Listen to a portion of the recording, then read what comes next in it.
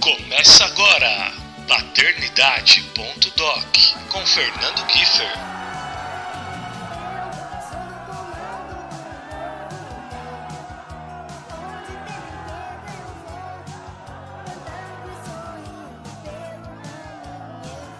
Puxe a cadeira, calibre o som e seja mais do que bem-vindo, porque está no ar o último episódio da primeira temporada deste podcast feito para você que é apaixonado pelos seus filhos e pela sua família.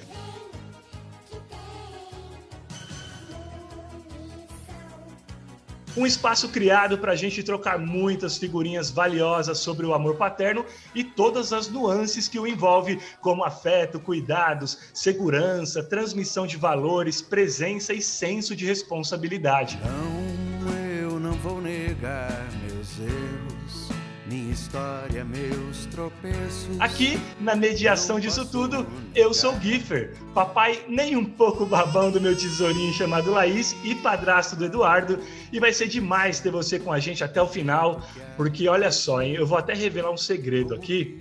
Este é o nosso episódio número 21, quando na verdade a minha ideia era fazer somente até o 20. Acontece que eu decidi abrir uma exceção só para poder bater um papo com esse cara, que além de talentosíssimo, é um mega paizão dedicado e que dispõe de uma experiência incrível para dividir e abrir o coração com a gente. Afinal, o Paternidade.doc tem feito isso mesmo, humanizar os artistas, mostrar o lado mais íntimo das figuras públicas e toda a relação de entrega que elas têm com aquilo que conhecemos por maior amor do mundo. Ao seu lado eu vou ficar, pro que der, pro que vier, eu vou ficar, você vai ver. Inclusive, até já dando um pouco de spoiler, é um papo que eu, Fernando Kiefer, devo trazer também algumas situações relacionadas à minha vivência particular, porque falaremos bastante sobre o transtorno espectro autista, condição de que o filho mais novo do convidado é portador e que atualmente também sigo em investigação com psicólogos para identificar se minha filha Laís, de 7 anos, hoje já diagnosticada com paralisia cerebral e epilepsia, também é portadora. Ou seja, sempre tendo a paternidade como pano de fundo, como é para ser, daremos uma atenção especial ao autismo, já que é a primeira vez que abordamos esse assunto tão importante no programa e principalmente porque estamos com um pai que está diariamente imerso a esse universo e que virá relatar questões de imprescindível relevância social e utilidade pública. Portanto, perder o programa de hoje é perder uma aula extremamente necessária. Pô, Kiefer, e se eu quiser sugerir um convidado, um tema, ou até mesmo me tornar parceiro do programa? Isto é possível? É, e muito, meu amigo e minha amiga. Manda e-mail para contato@fernandokiefer.com.br, contato@fernandokiefer.com.br ou através das redes sociais no @FernandoKiefer, combinado? Não era só Popó, nem pereré, Cacá, era o tom.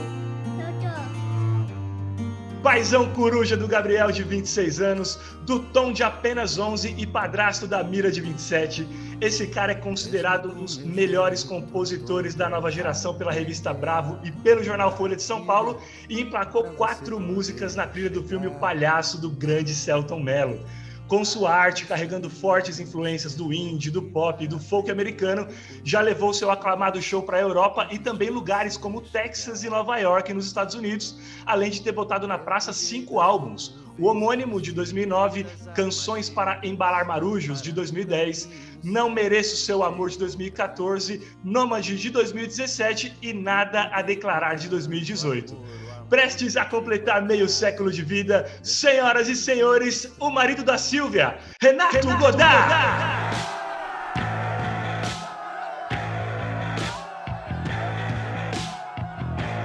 Ei, Kiefer, tudo bem? Que legal estar aqui com você hoje, batendo esse papo sobre filhos, sobre a vida. Que dia bacana, que fim de tarde bacana para mim. E que legal poder estar em contato aí com o teu público e a gente poder falar sobre tantos assuntos que eu tenho certeza que a gente vai encontrar pelo caminho de agora em diante aqui. Como você falou, realmente está um fim de tarde maravilhoso. A gente nesse bate-papo, não sei o momento em que o nosso ouvinte está com o fone ouvindo a gente, né? Porque o podcast tem essa esse frescor da pessoa poder ouvir quando e como ela quiser, mas realmente nosso papo já está super abençoado com o fim de tarde, porque eu tenho certeza vai fazer com que a gente termine esse programa de uma forma diferente do que a gente tem começado. E até para a gente startar, Godá, eu queria falar se você se recorda como e quando esse sentimento paterno começou a tomar conta de você. Cara, na verdade, eu acho que eu sempre tive um pouco esse sentimento, assim, eu me lembro que quando eu era criança, eu já gostava de criança menor do que eu, sabe? Eu tive meu filho muito cedo, né? Com 23 anos, o Gabriel. E eu acho, assim, que eu só tive coragem de ter o Gabriel aos 23, porque eu achava que espiritualmente, emocionalmente, eu estava muito preparado para ser pai. Eu sempre gostei dessa ideia, assim, sabe, no fundo. Então, eu acho que eu tinha uma vocação para isso, assim, de certa forma, sabe? E você acredita que dentro de você a paternidade teve um papel de completude? Ou seja, apesar da arte que você, enfim, sempre exerceu, ainda se sentia vazio, incompleto e depois tudo passou a fazer mais sentido? Com certeza. Na verdade, assim, eu tenho... A minha história de pai é muito complexa, assim, porque o meu primeiro filho, ele nasceu, eu era um dependente químico. E olha que bacana isso aí que eu vou te contar, cara. Quando eu fiquei sabendo que a mãe dele estava grávida, eu tive uma sensação de amor tão gigantesca, assim, sabe? Tão gigantesca, que eu falei, cara, eu quero estar vivo para ver coisas simples. Tipo, eu quero ver o dente dele caindo, sabe? Quero ver ele aprender a ler. E não foi assim uma decisão, agora eu tenho um filho, preciso ser responsável, nada disso. Não, foi mais egoísta mesmo, assim, foi de querer ver esse cara crescer e tal. Eu me desintoxiquei, eu transformei a minha vida literalmente ali, né? Não só o que viria pela frente como pai e tal, mas também de hábitos que eu tinha que eram muito nocivos, assim, né, naquela época. E até, de repente, com essa questão de, poxa, eu quero dar um exemplo, enfim, melhor, né, pro meu filho e tudo mais. E como você falou também, a desintoxicação. É aquela coisa de, poxa, agora eu tenho um grande motivo da minha vida para seguir uma transformação nova. Foi basicamente isso, né? Eu acho que basicamente isso. Na verdade, assim, de verdade mesmo, eu nem estava preocupado com exemplo, assim, sabe? Mas o que eu tinha era um amor gigantesco, né? E eu acho, assim, que para você superar qualquer vício, enfim, para superar essas questões da vida, assim, é necessário a beça, assim, você ter um sopro de amor, assim, sabe? É o que vai te motivar a ter força, a continuar firme e tudo mais, né? E aí eu acho que, assim, foi muito transformador para mim, né? Foi a partir do meu primeiro filho, minha vida mudou completamente e seguiu mudando, né? E tuas memórias com relação à tua referência paterna na infância e no desenrolar da vida? Eu tive um pai muito presente, né? Que me ensinou muito sobre como ser pai. Óbvio, a gente está falando de gerações muito distantes, né? Meu pai é o meu filho, assim, e tal. Mas eu sempre tive um pai muito carinhoso, muito presente, muito... Claro, tinha aquela coisa da época, né? Do pai provedor e tudo isso e tudo mais. Mas eu acho que eu tive uma grande escola, assim. Meu pai e minha mãe são casados até hoje. Meu pai é louco pela minha mãe, sabe? Então, os filhos todos, assim, eu e minhas irmãs, a gente se dá super bem. A gente tem uma família muito bem estruturada, assim, sabe? Muito feliz. E eu acho que isso foi uma super base para mim, para minha relação com o Gabriel, que essa foi um tsunami, porque eu fui pai solteiro dele, né? Eu criei o Gabriel sozinho, né? Claro, com a ajuda de um monte de gente, mas enfim. Pai solo mesmo, né? Foi solo, a mãe dele foi embora quando ele tinha 1 ano, ela foi para Espanha. E ele ficou comigo. Então, foi uma loucura, porque... Era um menino de 23 anos começando uma carreira de músico, né? De compositor, né? Não era nem aquele cara guitarrista que tocava com 5 bandas, nada disso. Eu tinha o meu trabalho, assim, né? Para fazer e tal. E ao mesmo tempo eu tinha uma coragem de 23 anos e que transformava todas as adversidades em... avante guerreiros, sabe? Tipo uma coisa meio assim. E o Gabriel foi muito parceiro nisso, assim. Ele é um filho muito especial, assim, sabe? Porque ele tinha um temperamento, sempre teve um temperamento muito calmo, sempre foi muito doce, sempre foi muito aberto às mudanças e tal. A gente mudou muito porque eu não tinha dinheiro nenhum, né? Imagina, era um menino, músico, começando, não dava nada, cara. Vivia de gente me dando dinheiro, emprestando, enfim. E muitas vezes a gente mudava de endereço, literalmente, assim. Tipo, não dá pra ficar mais aqui. Era, pô, pega seus bonecos, eu não aguento mais essa casa, vamos embora daqui. Tava sendo despejado, né? Mas era tipo, pega os bonecos, vai, joga na mochila. A gente não quer mais viver nessa casa, a gente vai achar uma outra casa pra morar. E não sei o que. Aí descia, pegava um orelhão, ligava pra algum amigo e falava, cara, tô indo pra aí com meu filho que a casa caiu pra mim.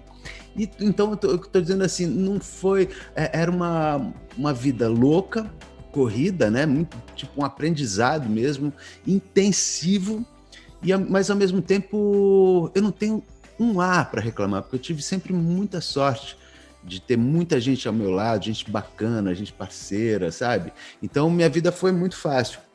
E sem querer me estender muito, mas já me estendendo... Tinha uma coisa que eu acho até covarde, assim, na verdade, mas o fato de eu ser pai solteiro facilitou muito a minha vida. Eu tinha a mesma função que uma mãe solteira, sabe? Mas era considerado bonitinho um pai cuidar do filho sozinho, sabe? E o Gabriel era uma figura muito bonita, muito carismática, então ficava... chegava na porta da escola, ganhava bolsa, dentista não cobrava, médico atendia de graça, então tinha muitas facilidades, assim, sabe? Por ser pai solteiro, né? Coisas que eu acho, assim, tipo, deveriam ser facilitadas para mães solteiras também, sabe? E a gente tá falando, poxa, de um pai solo há bastante tempo, num universo em que a gente presencia diariamente o abandono paterno, né? Então a gente está muito mais acostumado com os pais que abandonam, infelizmente, né? É uma realidade que a gente tenta mudar. E como que era, cara, ser pai solo, sei lá, em 1995, 96, né? Cara, era muito estranho, né, para as pessoas. Para mim era normal, era a minha vida, né? Para o Gabriel era normal, porque era a vida dele. Então, assim, a gente não claro, era cansativo, por um lado, era muito... Pô, imagina, cara, você criar um filho sozinho já é uma situação difícil. Você criar um filho sozinho com uma carreira começando de artista é muito difícil, sabe? Mas, ao mesmo tempo, é o que eu te disse, eu tive muito apoio, né? Eu me lembro que na época, assim, me chamavam para entrevistas e tal, mas raramente para falar de música, só queriam falar sobre isso, sobre esse assunto, que era, enfim, o pai solteiro, assim, sabe? Era ainda muito novo, era raro, né? Hoje em dia eu vejo muito mais, assim, né? Hoje em dia acho que a consciência é outra, felizmente, mas ainda assim é muito mais comum o pai abandonar, né, do que a mãe. Se você é um cara à frente do seu tempo na música, já estava à frente do seu tempo também com relação à paternidade. E Godá, é o seguinte, até falando sobre a nossa entrevista aqui, cara, pode falar bastante, não tem problema, eu tô com o meu tempo aqui todo para você. Se você tiver com tempo também, não tem problema, não precisa fazer respostas rápidas com medo do meu tempo não, tá bom? Eu tô aqui para te ouvir, eu quero mais é que você conte tudo que o seu coração mandar mesmo. Eu sou disléxico, tenho déficit de atenção, falo pra caramba, enfim. Sobre essa época de mudança, despejo que você mencionou, que vivenciou lá com o Gabriel, daí que vieram os insumos para o lançamento do Nômade? Cara, o Nômade, acho que você atrapalhou nisso, nas datas. O Nômade foi meu último trabalho. E ele, na verdade, os meus primeiros trabalhos, eles eram muito mais boêmios, né? Porque era o universo que eu vivia até então, assim, né? Vivi muitos anos, assim. Ainda com o Gabriel tinha muito disso, porque era uma vida meio cigana de artista, assim, né? E tal, enfim, as festas, ele ia comigo, ou então ficava na casa de uma namorada, ou de um amigo, ou de não sei o que. A gente sempre tinha, ou da minha mãe, né, que minha mãe morava aqui essa época, hoje ela mora num sítio. Enfim, dava uns jeitos, assim, mas a vida sempre foi... Eu tinha 23, né, cara, 24, 25, e vivia nesse mundo, assim, de arte e tal, e as pessoas que pensavam, paravam à noite conversando e tal, e aquela loucura. Então, os meus primeiros trabalhos todos vieram disso, assim, né, como artista, vieram desse universo, falavam muito desse universo, tanto é que as pessoas na época achavam que era quase uma personagem, mas não era, que a vida era assim, né, cara, naquela época essa loucura era permitida, né, e tal, e o Nômade, É um disco já mais maduro, né? Mais reflexivo, mais chegando na cidade que eu estou hoje, assim, que eu considero assim, o topo da montanha, sabe? 50 anos é um marco, assim, né? Tipo, você escalou uma montanha, né? Pensa bem. E aí você não sabia o caminho, você escorregava, você se arranhava, você pisava na pedra, se machucava e tal. E só você olhava para cima, você só via o pico da montanha, né? E aí quando você chega nesse topo, que é onde eu tô hoje, né? Você tem uma visão 360 graus, assim, da vida, né? Da tua vida. E é a hora de escolher o caminho de volta, né? A descida, vamos dizer assim. Que agora parece é mais fácil, sabe, descer do que subir. Porque você já tem a bagagem de toda e a experiência dessa subida, né? Você já conhece a mata da vida ali. Né? Então, e você tem um olhar gigante para todos os ângulos. Então você é capaz de escolher para que caminho, em que caminho você quer descer, assim, sabe? Por qual caminho você quer descer. Então, o Nômade é um disco que está ambientado nessa época, assim, né? Nesse momento da minha vida. Então, é um disco que eu falo muito de família, é um disco que é mais introspectivo e tudo mais, né? E é um disco que eu gosto muito. Você comentou a respeito da sua relação com o pai, né? Falando, poxa, meu pai sempre foi um pai presente e tudo mais. Mas nós estamos falando de uma época em que o mundo, né? Ainda somos, mas isso tem sido quebrado bastante. Era muito machista, o pai era muito mais aquela questão da autoridade, né? O pai era o provedor e quase que não tinha afeto. Dentro dessa sua relação com ele, era uma coisa diferente também disso? Ou seja, era um pai mais afetuoso, não tinha vergonha de falar que ama, abraçava? Ou era, sim, aquela figura que sempre foi presente, mas era mais aquela figura distante de autoridade? Então, meu pai, cara, ele tem uma história muito bacana. Meu pai é filho adotivo, né? E ele se distanciou dos irmãos, perdeu contato com os irmãos. Ele foi adotado um pouquinho maior, assim, devia ter, sei lá, uns 4, 5 anos. E tinha mais 4 irmãos, eu acho. E aí, cada um foi para um canto do mundo. Então, meu pai, ele era uma figura meio carente, assim, sabe? De afeto e tudo mais. Ele foi adotado por uma família de intelectuais, assim, super bacanuda e tal, mas mais fria, né? Teve uma educação mais fria. E meu pai, ele tem uma coisa espanhola, assim, sabe? Eu acho que ele tinha uma carência também muito grande dessa coisa da afetividade, do abraço, não sei o quê. Então, meu pai nunca poupou isso, assim, sabe? Esses abraços e beijos, eu te amo e tal, e não sei o quê. E sempre ele é hiperativo, a beça, então, até hoje ele, assim. Ele era muito... sempre ele tentou agradar de todas as maneiras. Óbvio, a gente teve nossas diferenças na vida, por questões de geração, de pontos de vista e tudo mais, mas assim, sempre, apesar das discordâncias e tudo mais, sempre num ambiente muito amoroso. Então, eu não me recordo do meu pai como uma figura, muito pelo contrário, meu pai teve, acho que uma das pessoas que tinha muito pouco preconceito, assim, claro, tinha o lifestyle da época, né, cara? Eu fui criado, minha infância foi nos anos 70, imagina.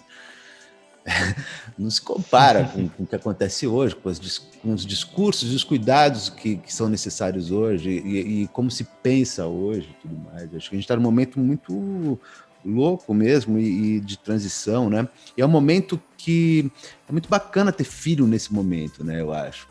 Você tem que educar alguém nesse momento. Porque você, no meu caso, por exemplo, eu tenho que me reeducar, né, para o mundo de hoje. O humor que eu tinha, a piada que eu tinha, ela não é exatamente... Ela não tem mais graça, né? Um exemplo, assim. Muita coisa que eu ri não tem mais graça. Muitas atitudes que eu tinha, que não eram maldosas, hoje soam maldosas. Então eu tenho que me reeducar ao mundo, e é muito legal isso também. É uma nova oportunidade aos 50 anos, né? Reaprender as novas questões do mundo e ao mesmo tempo ter que passar isso e educar uma criança, né? Educar mesmo os filhos mais velhos, assim, que me educam muito hoje, muito mais do que eu educo a eles, mas, enfim, eu tenho tom, eu tenho, enfim, tem uma série de questões aí, é meio maluco, eu não tinha nunca pensado nisso, mas é isso, enquanto eu estou me reeducando, eu estou educando alguém também. E você está falando dessa questão do reeducar. E é aquilo, né? Moldar uma criança é fácil, porque a criança, como eu costumo dizer, ela nasce com o HD zerado. A gente vai instalando os programas que a gente julga com os nossos valores. Mas um adulto é muito mais difícil. Essa transição, essa desconstrução aos 50 anos tem sido penosa para você ou tem acontecido de uma forma natural que tem até te surpreendido? Cara, tem sido muito prazerosa. Para ser sincero, tem sido é muito bom ter a idade que eu tenho, cara. De verdade, assim. Eu fisicamente, eu passei por muitas transformações, assim. Também eu não tenho muito medo de mudar, entendeu? Porque eu realmente já mudei muitas vezes na minha vida. Eu tive que me reinventar inúmeras vezes, casei muitas vezes, me separei muitas vezes, enfim, tive todos os perrengues e todas as histórias e vitórias e derrotas e tudo mais, porque quando você tem 50 anos, cara, são 50 anos de chance de fazer merda e acertar, entendeu?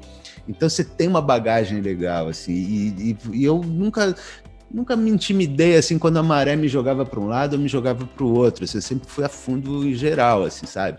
Então, não me assusta. E ao contrário, hoje, essas mudanças todas, assim, elas vêm num momento da minha vida muito calmo, cara.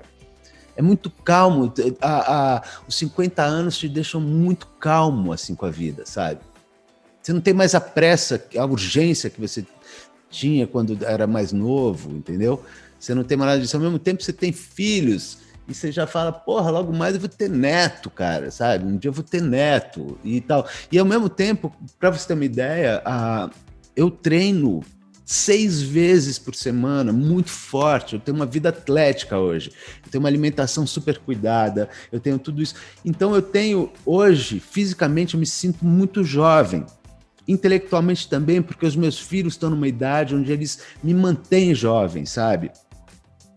Os meus filhos de 20 anos ali, né, os mais velhos. A Mira também é minha filha, né, hoje, assim, então por isso que eu chamo de filho. Então, assim, é muito bacana se sentir jovem aos 50 em função dos filhos e para os filhos também, né? O Gabriel tá com 26 e o Tom com 11. Como que é ser pai de uma criança de 11 anos em 2020 e como era ser pai de uma criança de 11 anos em 2005? Cara, em 2005 era uma incógnita, né? Não sabia no que ia dar, né? Mas eu tinha na verdade, eu tinha uma segurança muito grande por conta do amor gigantesco. Eu e o Gabriel, cara, para você ter uma ideia, o Gabriel é mais velho, né? Tem 26. Eu e o Gabriel, até hoje, cara, a gente fala eu te amo todos os dias um pro outro. Cara. Que demais. Todos os dias. A gente anda de mão dada. Quando ele tá aqui no Brasil, ele mora fora, né? Quando ele tá aqui, a gente anda de mão dada, cara. Saca? Ele deita na minha cama, o cara, ele é maior que eu, entendeu? E ele pula na minha cama de manhã e deita e fica abraçado. Então, para você ter uma ideia, o tipo de relação que a gente tem, né? Só que, ao mesmo tempo, naquela época, tinha Imagina, se eu tinha expectativas em relação à minha própria vida, ao meu futuro, tinha uma ansiedade em relação a ele, imagina como eu olhava para o meu filho, cara. Eu imaginava que eu tinha feito um ser perfeito. E, de certa forma, eu cobrei muito isso, né? Então, quando você fala assim, a gente instala os programas neles e tal, nas crianças, sim, mas a gente instala uns vírus também, sabe? E tal. E que vão ser importantes também na vida para eles, para o futuro, porque são questões que eles vão ter que quebrar e, em função dessas quebras todas, vão amadurecer e, assim, vão evoluir. Eu tenho certeza que o Gabriel vai ser um pai muito melhor do que eu, entendeu? E assim vai, cara, assim vai a gente continua, né? Em relação ao Tom, os 11 anos do Tom, cara, eu tenho uma única expectativa e ansiedade em relação a ele. Olha como é louco. Em relação ao Gabriel, eu tinha milhares. Eu criei milhares de expectativas. Ele vai ser um puta aluno, ele vai ter uma vida assim, ele vai ter um não sei o quê, ele é incrível, olha como meu filho é incrível, blá, sabe? E em relação ao Tom, cara, eu só quero que ele seja feliz todos os dias da vida. Então, assim, isso foi uma coisa muito legal que eu aprendi há um tempo atrás, quando o Gabriel já era grande. Uma vez o Ziraldo foi na minha casa e ele falou essa frase pra mim, ele virou assim e falou, Godá, ele tem um jeito mineiro de falar, Godá, o negócio é o seguinte, cara, as pessoas ensinaram pra gente que a gente tem que se fuder a vida inteira pra lá na frente de quando ficar velho a gente ter uma vida boa. É uma mentira. A gente tem que ser feliz todos os dias. E aquilo, quando ele me falou isso na frente do Gabriel, eu olhei pro Gabriel e a minha vontade era de simplesmente falar, cara, desculpa, ele tem toda a razão, cara. Tudo bem, é o Ziraldo, é um sábio, né? Mas, assim, ele sabe muito mais do que eu e que muita gente. Mas, assim, quando ele me falou aquilo, eu realmente olhei pro Gabriel e falei, cara, ele tem toda a razão. queria voltar a fita, assim, saca? Olha como eu sou velho, voltar a fita. Mas assim, eu queria voltar e falar, cara, vamos começar de novo, cara. Volta a ser criança. Vou começar de novo, cara. Mas assim, eu tenho certeza. Mas ao mesmo tempo, eu tinha uma liberdade de chegar pro Gabriel e falar, porra, cara, você entendeu que ele estava certo, eu estava errado?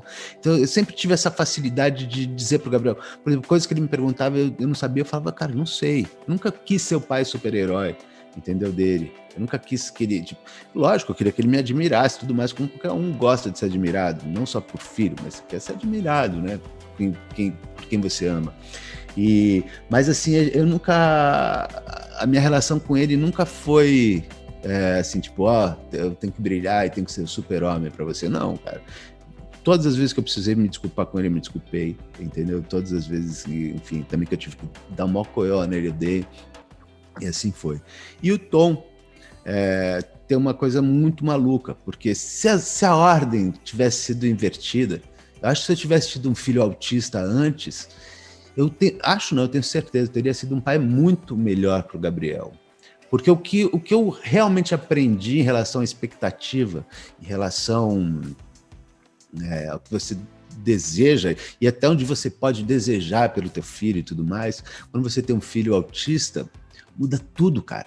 Ao mesmo tempo te dá uma coragem gigantesca, sabe, para enfrentar, para transformar a tua vida e tudo mais. Enfim, aos 11 anos do Tom, eu só olho para ele e, voltando à tua pergunta, e falo e penso, cara, tudo que eu puder fazer para te fazer feliz, eu vou fazer. E aí o resto é com você. Maravilha, cara, demais esse depoimento. E olha só que coincidência, né? Você falou dessa mensagem que o Ziraldo trouxe para você quando foi à sua casa. Hoje mesmo, né, eu fiz um post no meu Instagram falando sobre bolinha de sabão. A minha filha, pela primeira vez, aos 7 anos, conseguiu assoprar e fazer uma bolinha de sabão. E eu fiz um post falando exatamente dessa felicidade nos detalhes. E aí, no final desse post, eu coloquei uma frase que o André Fran, que é jornalista, participou do episódio 19, recentemente aqui do podcast. Ele falou uma frase que me marcou e que vem ao encontro exatamente do que o Ziraldo te disse. A frase é assim, abre aspas, buscamos a felicidade a vida toda, vislumbrando-a lá no desemboque. Mas a verdadeira felicidade não está no fim, mas sim no trajeto. Exatamente. É demais, cara. A felicidade, cara, ela não tem ordem, né? Ela não é uma matemática, não é... A felicidade, e não é que ela, às vezes ela tá só no começo, né? Às vezes ela tá no caminho inteiro, às vezes ela vem e volta, vem e volta, vem e volta. Eu acho que eu já fui feliz muitas vezes e triste também muitas vezes, cara. Mas aí o que acontece é que depois de um tempo, você tem um conjunto da obra, né? E aí, quando você tem esse conjunto da obra, você olha para a felicidade e tem um pacote gigantesco de momentos bons, difíceis e tal. E eu, olhando para a minha vida, hoje, eu olho e falo assim, cara, não é que eu fui feliz, eu fui muito feliz. Eu sou muito feliz, sabe? Eu tenho tudo que eu quero. Eu imaginava aos 20 e poucos anos que eu ia ter muito mais, eu queria muito mais. Mas de verdade, eu tenho muito mais do que eu preciso, do que eu quero. Não tô falando materialmente, assim, sabe? Tô falando em tudo, espiritualmente. Eu tenho tanta confiança hoje, assim, sabe? Eu tenho tanta confiança nos meus filhos. É difícil, né, você ter um filho autista quando você recebe um diagnóstico. Mas hoje eu olho pro Tom, eu tenho tanta confiança nele, assim, porque eu vejo ele feliz, vejo que ele tá bem, sabe?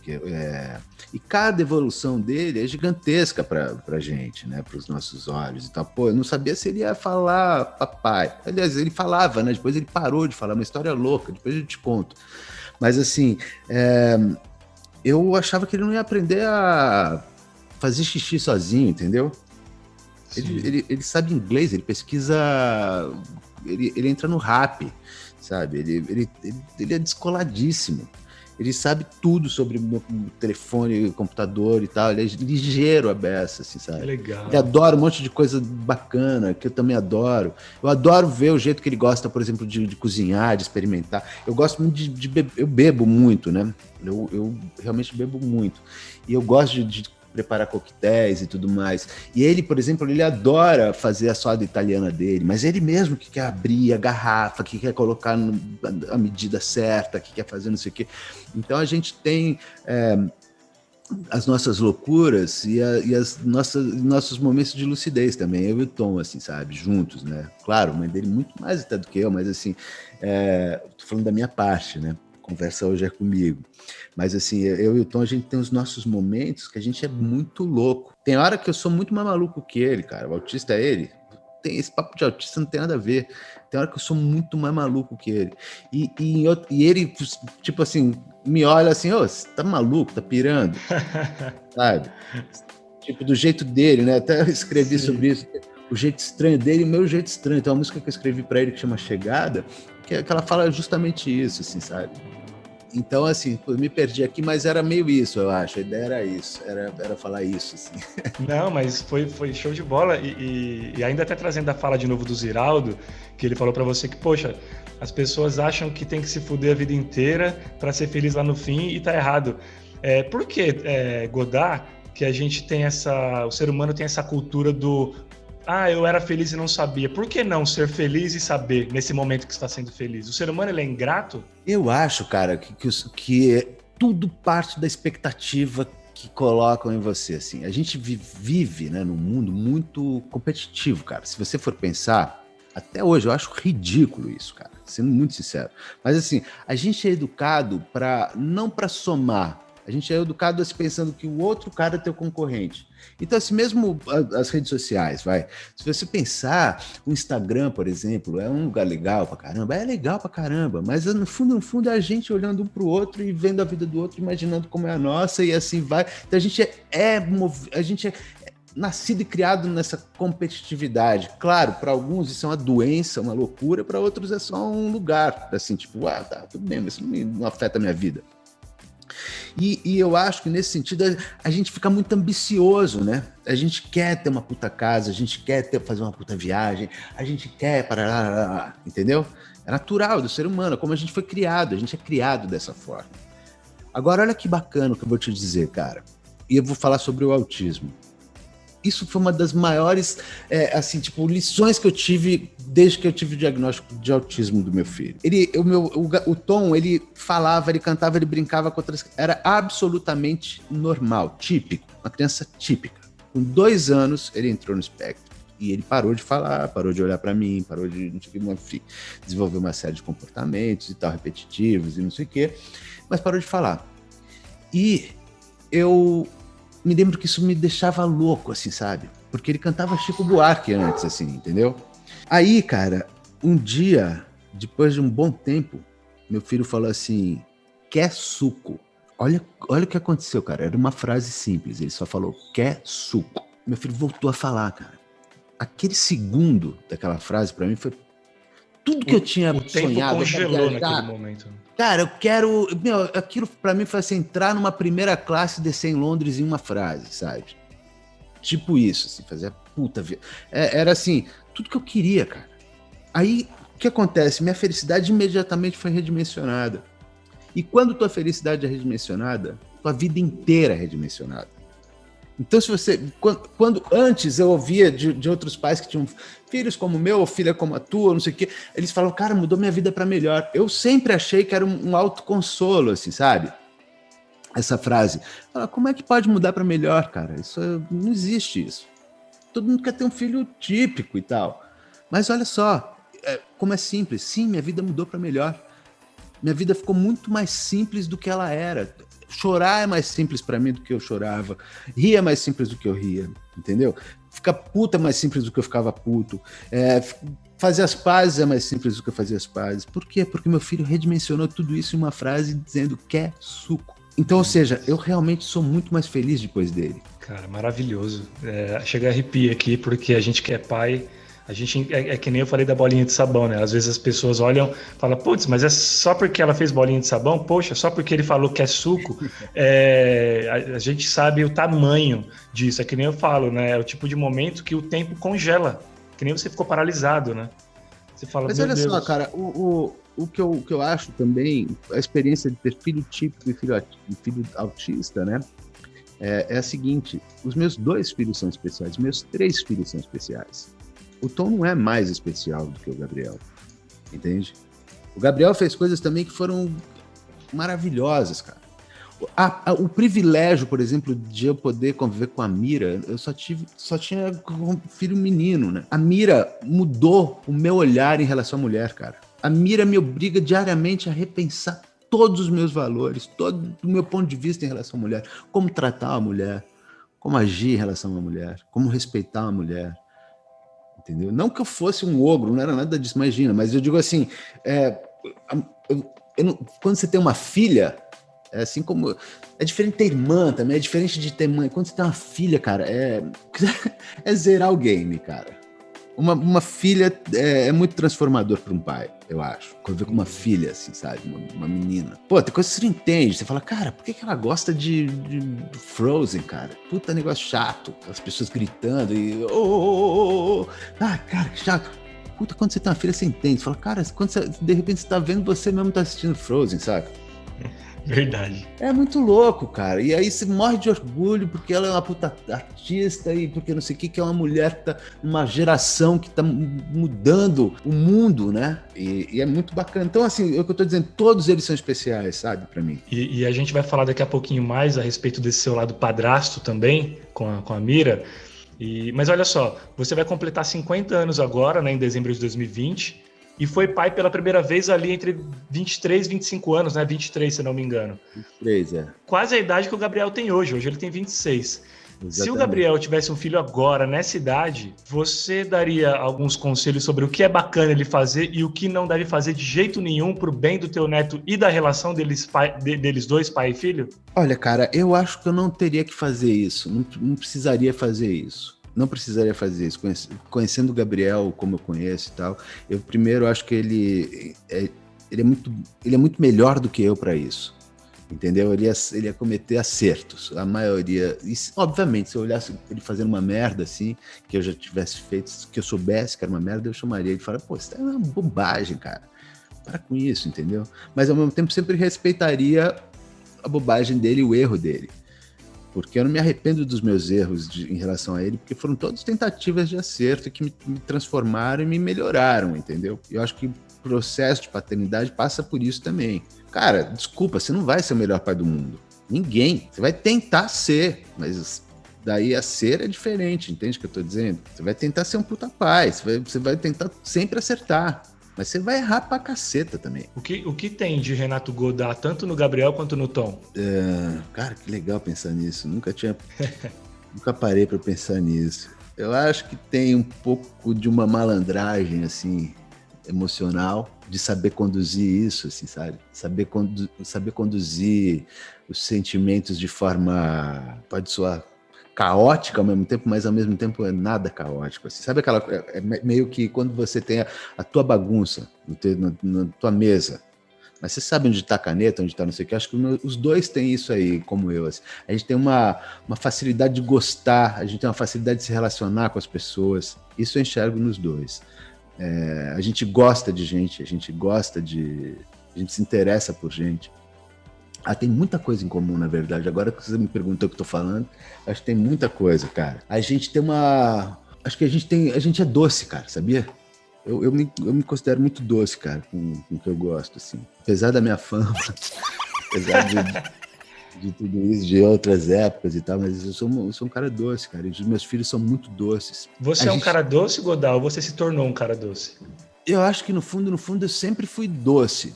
Mas eu tive as minhas questões e minhas fases, né? Enfim, pela vida. Por exemplo, eu sou disléxico, tinha déficit de atenção. Nos anos 70, eu era tão autista quanto meu filho, cara. Não se falava disso, as escolas, ninguém diagnosticava isso. Para você ter uma ideia, com 3 anos, eu tinha que tomar Valium para dormir. Com 3 anos. Eu fui a criança mais narcocriança que você conhece na vida. E cara, e aí tinha uma coisa assim... O aluno que tinha dificuldade de aprendizado era simplesmente considerado burro, cara. E para não ser burro, eu me tornei um cara violento, agressivo. Para não sofrer bullying, eu era o cara que metia medo nas pessoas. Entende o que eu digo? Sim. Só que, olha só, eu brigava quando menino E quando eu batia, eu chorava, cara. Eu tinha dó. Quando eu apanhava, eu não chorava, mas quando eu batia, eu chorava. Não queria chegar naquele extremo, né? Era uma defesa. Ou seja, aquilo não era minha natureza. Só que, obviamente, eu tinha uma irritabilidade gigante que foi virando isso na vida. E ao mesmo tempo, eu sou muito convicto das minhas coisas e falo as coisas meio na cara. Eu sou um cara assim, tipo... Então, isso assusta muito as pessoas quando você fala assim, cara, eu não gosto disso que você tá fazendo. Não acho legal, cara. Você não tá chamando pra uma pessoa, você não tá falando, não gosto de você, não gosto de não sei o que, você tá falando... Só que as pessoas são muito mimadas também, entende o que eu tô dizendo? Então, muitas vezes, eu acho que eu pareci mais agressivo. Também não tô querendo pagar de santo aqui também, não. Eu já fiz muita merda, entendeu? Mas, assim, no fundo, eu sempre fui doce. Tanto é que, cara, eu tenho amigos e muitos amigos. E gente que me ama pra caramba. E eu posso me bacanear disso, porque eu tô falando uma enorme verdade, cara. As pessoas gostam de mim porque eu sou doce. Se eu fosse um cara agressivo, não ia ter a quantidade de gente e me relacionar com tanto afeto com tanta gente assim na vida, entende? Os meus amigos não são meus fãs. Os meus amigos são tipo, é outra coisa, saca? Aqui não tem pessoa jurídica, entende o que eu tô dizendo? Eu acho que teve um momento da vida onde eu era uma figura... Eram outras épocas, assim, os anos 80, aquela loucura, e era punk, era não sei o quê, né, e tal. Então aquilo era... Mas hoje, cara, eu tô tentando dar volta pra caramba pra falar que eu sou um cara bom. Eu acho que eu tô tentando mostrar que eu sou um cara legal.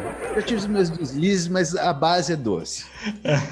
Não, mas putz, totalmente compreensível. E o legal das suas falas, cara, é que é tudo poético, assim, muito filosofal e tal. É muito gostoso de te ouvir por isso. Porque o papo. Querer, cara. Oi? Mas é totalmente sem querer, é o meu jeito mesmo. Porque você já é um cara, já é um poeta nato, né? É inato em você. Cara, você é otimista quanto ao futuro dos teus filhos e da tua enteada, ao futuro que eles vão encontrar nesse mundo tão odioso, polarizado, preconceituoso, machista? Sou muito otimista, cara. Mas eu sou 100% otimista. Porque eu conheço eles, sabe? Assim, na verdade, o mundo é feito de um monte de gente. Mas o nosso mundo é a gente mesmo que faz, entende? Porque você não tem o mundo inteiro, você tem um pedacinho só dele que é teu lote. Entende? Do mundo. Eu não tenho o mesmo mundo que um cara lá no Afeganistão, entende? Eu não convivo com gente idiota, sabe? Fala merda, que é racista, por exemplo, sei lá o quê. Eu não conheço, eu não tenho nenhum amigo assim, nunca convivi com ninguém assim. Então, o que eu estou dizendo assim, os meus filhos, eu vejo as pessoas com que eles se relacionam, o jeito que eles vivem, o olhar deles para o mundo. Uma pessoa que é boa, ela não convive com gente ruim. Gente ruim convive com gente ruim, então eu sou muito otimista, sabe? Porque eu sei do caráter deles, eu sei da enormidade, assim, que é o coração de cada um deles, assim, entende?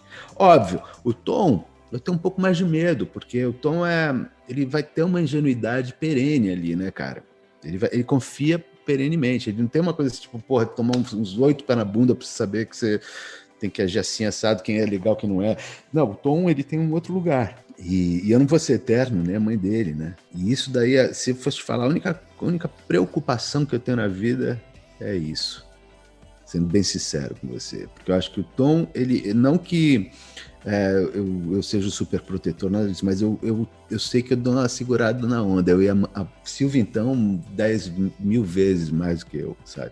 Mas assim, e os irmãos também são muito legais com ele, mas o Tom é uma alma absolutamente pura e não tem como mudar isso nele. Ele não vai ganhar uma malandragem com a vida. Mas eu tenho certeza que também quando uma pessoa tem um amor, uma pureza tão grande dessa, ela pode atrair um outro gaiato aí, sabe?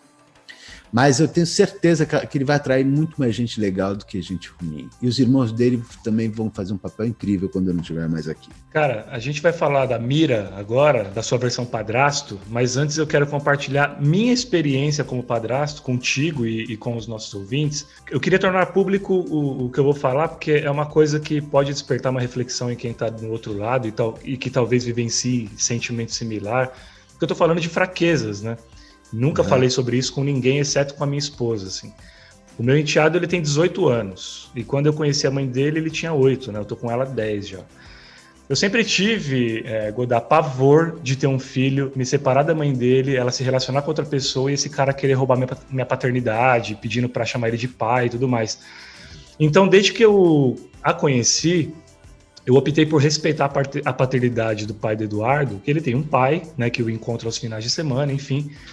Porém, esse excesso de zelo, né, esse excesso de respeito, de não querer me imergir mais na vida dele, de não ultrapassar limites que são do pai biológico, e também atrelado a pouca autonomia que eu recebi da minha esposa para ser mais presente, isso me distanciou do meu enteado. Ou seja, ao longo dos anos, criou-se alguns muros que estão extremamente difíceis de quebrar hoje. A gente mora junto, se dá super bem, se respeita, ele sabe que eu o amo, e que eu quero o melhor para ele, mas não há uma ponte bacana de troca, de ser o cara que ele procura para pedir ajuda, uma orientação. Mesmo que eu já tenha sentado com ele para a gente falar sobre droga, sexo, enfim, várias coisas. Enfim, resumindo, é muito difícil assumir e aceitar isso, né? Eu tô aqui realmente abrindo o coração, mas ao mesmo tempo em que eu me considero um ótimo pai para a Laís, é o que você falou, a gente nunca vai ser o melhor pai do mundo, mas eu também acho que a gente não pode menosprezar a nossa paternidade quando a gente sabe que está fazendo um papel bacana. Então, da mesma forma que eu me considero um ótimo pai para ela, eu me considero um padrasto que deixa a desejar com relação ao Eduardo. E eu não tenho orgulho disso, né? Me faz mal, eu continuo diariamente tentando mudar essa condição para ele entender o quanto eu amo, o quanto eu quero ser o melhor, o quanto ele pode contar comigo para tudo, mas é difícil demais. Agora que eu relatei e abri meu coração pela primeira vez publicamente sobre isso, eu gostaria que você contasse como é a relação sua com a sua enteada Mira e como você se enxerga enquanto padrasto. Cara, primeiro eu quero só colocar um adendo assim, nisso que você falou, que eu acho que é uma coisa legal. Eu sempre tive a opinião de que amor a gente não divide, a gente soma. Então, quando eu quero amar alguém, eu chego atropelando. Eu jamais tive esse cuidado que você teve, assim, sabe? Por uma única razão, porque pra mim não tem essa. Porra, o pai dela, eu não tô nem aí, entendeu? Se ela mora comigo, se ela vive comigo, eu quero ser igual. Só que, óbvio, ela já era grande. E eu passei pelo mesmo problema que você. Até hoje, assim, de certa forma, a gente não tem a mesma intimidade, obviamente, que o pai... É que a história dela é muito louca também. Porque o pai biológico dela, ela nunca viu. Depois dele, a Silvia casou com um cara que eu adoro, que é o Guita. Ela teve um outro marido, que foi o cara que adotou a Mira, vamos dizer assim, legalizou a Mira como pai ali e tal. E depois comigo. Quando eu conheci a Mira, ela já era grande também. E ela vivia numa casa onde o controle remoto era dela. E eu cheguei com o Gabriel, né? Que também já era grande. A Silvia, na época, cara, ela tinha uma visão diferente da minha.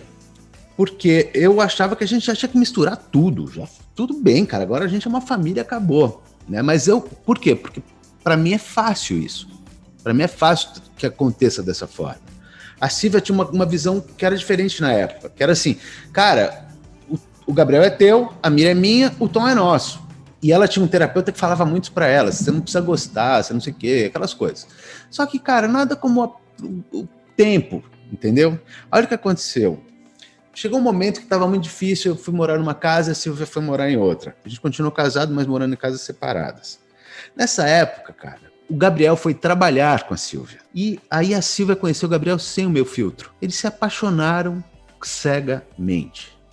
Então, assim, hoje, a Silvia, não é que ela é mãe, ela é uma super mãe pra ele. Ele é apaixonado nela, e eles falam de coisas que eles não falam comigo, por exemplo. Falam mal de mim, eles falam, tipo, Gabriel, não sei o que, ela ajuda ela, enfim, eles se ajudam ali, sabe? Eles têm uma relação completamente de pai e filho, de mãe e filho. Com a Mira, cara, era muito diferente, porque, assim, além de tudo, tinha essa questão. Eu sou um reeducando, assim, né, do mundo atual, em relação a essas questões femininas e tudo mais. Eu tive muitas mulheres, muitas namoradas, e sempre fui um cara assim, né? E aí, cara, a Mira, eu acho que ela devia olhar pra mim e falar, cara, que cara é esse? Mas, ao mesmo tempo, ela tinha uma coisa que eu acho que ela sempre viu, que eu sempre respeitei muito a mãe dela, assim, saca? E respeitei muito a ela, e respeitei muito a família dela e tal, não sei o quê. Então tinha uma admiração, mas uma admiração mais distante. Aí olha que coisa louca, cara. E a Silvia também deixava esse lugar, assim, sabe? Ela também colocava um certo muro, ela não queria expor, enfim, ela tinha um jeito que na época ela acreditava que a gente devia ter esses cuidados. era, obviamente, uma forma muito amorosa de cuidar das relações, né, de administrar, mas era o jeito dela. Aí o que aconteceu, cara? Eu escrevi uma música pra Mira, que tá no Nômade. Eu vou seguir sendo quem sou, imperfeito como sou, sem querer te transformar. Claro, eu já tinha uma relação um pouco melhor com a Mira e tudo mais. Nunca foi ruim, mas assim, a gente não tinha intimidade, né? A gente não tem toda a intimidade do mundo ainda hoje, mas assim... aí eu escrevi essa música pra Mira, e aí você vai falar, nem mostra, porque não sei o quê, porque não é uma letra, enfim, que fala, porra, mesmo do meu jeito todo errado, tá? Não sei, enfim, eu vou falando uma coisa pra ela, cara. Uma declaração de amor, só que uma declaração de amor... falando assim, cara, eu cometo os meus erros, desculpa aí, sabe? Mas, puta, você vai ter tempo também para entender isso, vai ter tempo para descobrir o teu mundo, vai descobrir que também os meus erros não eram tão errados assim. E é uma letra que vai falar... Só que acontece, cara, quando eu gravei essa música, é uma das minhas músicas preferidas da vida. E eu falei, cara, não é justo que eu tenha essa música, tenha feito essa música pra Mira, e que eu não conte pra ela que essa música é pra ela. Aí eu tinha tomado umas 4 doses de uísque, cara, uma noite. Liguei pra ela e falei, Mira, escuta isso aqui, cara, isso aqui eu escrevi pra você. Ela chorou, eu chorei, e ali a gente criou o nosso laço. Ali a gente se abriu pela primeira vez um pro outro. Aí quando veio essa pandemia, ela veio passar os meses aqui em casa. E a gente teve um contato delicioso, entendeu? E aí, cara, eu chamo ela de filha, assim, publicamente. Se o pai dela gosta ou não gosta, eu não tô nem aí. Se ele chamasse o meu filho de filho também, eu não tô nem aí. Pra mim é um pouco... Enquanto eu sou meio pai dela, assim, cara. Ela também é meio minha filha, assim. Pô, por exemplo, eu produzi um show dela, que produzi junto com ela um show aqui. Cara, foi demais, cara. Entendeu? Assim como o Gabriel. Ou seja, resumo da ópera. Falei, mas o que eu queria dizer é o seguinte. Aqui é tudo nosso, sabe? A gente virou uma família, de fato. A gente se estruturou. Claro, quando você não escolhe, né, um pai, e ele chega na tua vida, não é porque tua mãe escolheu ele e não você, é um outro tempo, e a gente tem que respeitar isso aí também, sabe? Tem esse negócio de pegar na mão, de não sei o quê, de ir ao cinema, tem um tempo. Cara, a gente sempre tenta fazer o melhor possível para os nossos filhos, igual a gente falou, né? Poxa, ser o melhor pai do mundo não dá, porque é uma busca diária, é uma tentativa feita por erros e por acertos. Você tem algum arrependimento com relação à tua paternidade? Ah, várias, cara. Tem inúmeras, mas um monte mesmo, assim, não sei nem contar. Eu me arrependo de tanta coisa que eu faço, cara, tipo, na vida. Mas assim, mas eu não fiz nada de grave também, não é isso, entendeu? Mas, porra, ó, pra você ter uma ideia, eu era o pai louco da escola do meu filho, entendeu? Era bêbado, tal, não sei o quê. Mas assim, ao mesmo tempo sempre foi uma conversa artística pra caramba lá em casa. Então assim, tinha umas brigas, eu e o Gabriel, sabe? Eu tinha uma coisa meio... Cara, eu não sei te dizer, eu tinha uma explosão interna, assim, que era infernal de controlar. Quem controlou isso, assim, na verdade, foi a maturidade. Não era explosivo só na agressividade, soava, era agressivo também, mas assim, tipo... Cara, eu tinha um tsunami dentro de mim, sabe? Uma ânsia de tudo, de querer fazer tudo ao mesmo tempo e... sabe? E quando você faz isso, você tropeça, cara, várias vezes. Mas, puta, se eu não tivesse filho, eu também teria milhares de arrependimentos, assim, entendeu? Me arrependo de muita coisa que eu fiz como, porra, pra mim mesmo também, entendeu? Até seguindo nessa toada, depois que você se tornou pai, eu queria, você falou de arrependimentos, né? Mas eu queria que você dissesse se tem alguma coisa que você fazia e que hoje, agora que é pai, depois que teve filho, e pensa, pô, eu nunca deveria ter feito tal coisa e eu jamais vou querer que meu filho faça isso. Teve? Teve. Dirigir bêbado, por exemplo. Eu falo pro meu filho assim, pro Gabriel, eu falo tudo, só não morre. Não morre. Você vai ficar muito puto se você morrer. Mas, por exemplo, eu fiz coisas absurdas, cara. Imagina, ficava loucão. Jamais, eu não queria que meu filho fosse 1/3 do que eu fui com a idade dele, cara. Ou, enfim, mais novo do que ele. Mas, tipo, graças a Deus, eu fui um puta pai jogo duro com ele. Tô exagerando, eu não fui tão jogo duro assim, não, mas assim... Eu, porra, botei meus limites, assim, saca? Falei, cara, mas eu soube colocar esses limites não só no, tipo, você não pode. Não era isso, sempre teve conversa. Falou, você pode a partir do momento que você me convencer que você pode. Se você tiver argumento pra me convencer que você pode, você vai poder. Agora, tipo, eu quero. porque eu quero, não. Ah, porque vai ser legal, ah, porque isso, ah, porque aquilo, blá, blá. Então, assim, cara, ninguém vai me convencer que dirigir bêbado, por exemplo, é uma boa ideia. Falando um pouco até sobre arte, Godard, o Gabriel já, enfim, segue seus passos com a arte, né? Desenha muito bem, expressa os sentimentos dele através do papel e caneta. A Mira também abraçou a música. E o Tom, você já identifica talentos artísticos nele? Artísticos, não, cara. Eu acho que ele tem outros dons, assim, outras viagens. Assim. Eu acho que ele, por exemplo, tem essa questão de cozinha muito forte. Eu vejo que o Tom, ele experimenta tudo, cara. Ele gosta de textura, de sabor, de não sei o que e tal. Ele come pimenta, ele come... Legal. Isso Cara, é muito bom pro desenvolvimento dele, né? Conhecer as texturas. Eu acho que ele tem essa viagem mesmo de cozinhar. Ele gosta de ralar cenoura, ele gosta de ajudar a fazer salada, ele gosta de... Enfim. Hoje de manhã ele chegou e me pediu para fazer o café da manhã dele salada de frutas com aveia, sabe? Tipo, mas ele gosta de estar junto ali na hora de cortar, ele gosta de... É que eu não dou muito mole para ele não, o faca, ele é lesaço, sai correndo, é mó pilhado. Mas assim, ele corta a coisa, cara, ele ajuda na cozinha. Ajuda a picar legumes, é muito legal. Ó, a gente vai iniciar um papo mais focado no Tom agora, mas antes até... Eu gostaria, você até já falou um pouco, mas eu gostaria que você falasse de forma até um pouco mais profunda.